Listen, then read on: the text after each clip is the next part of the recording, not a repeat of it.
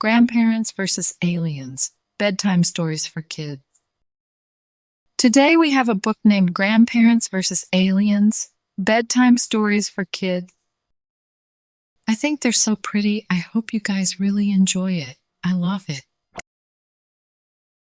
Please give this video a like if you enjoy it, and don't forget to subscribe for more stories. Thank you, reading.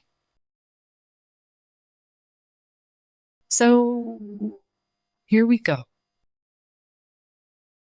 The fate of humanity was to be decided in a big football match.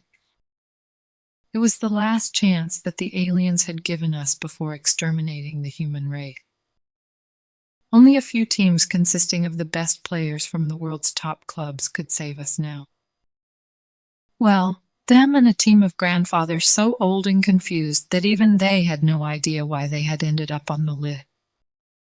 And as often happens with these things, the team of granddads were the ones pulled out of the hat in the draw.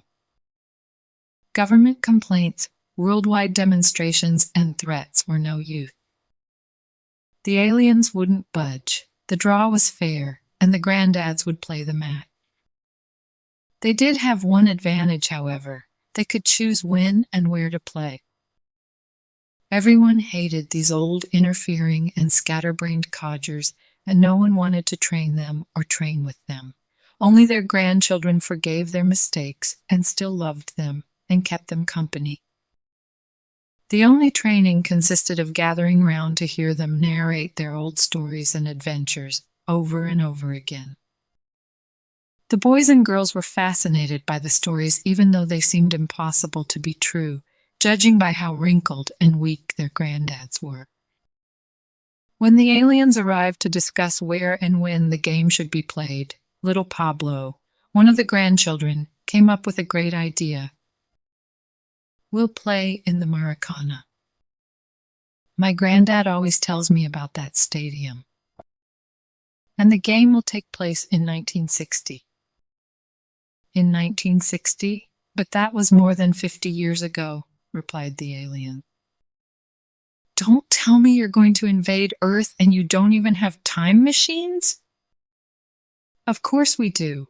They sounded offended. Tomorrow we will travel back in time and the game will be played. And it will be shown on television for all to see. The teams assembled at Maracana the next day. The strong and powerful aliens entered the time machine, followed by a small group of clumsy old men.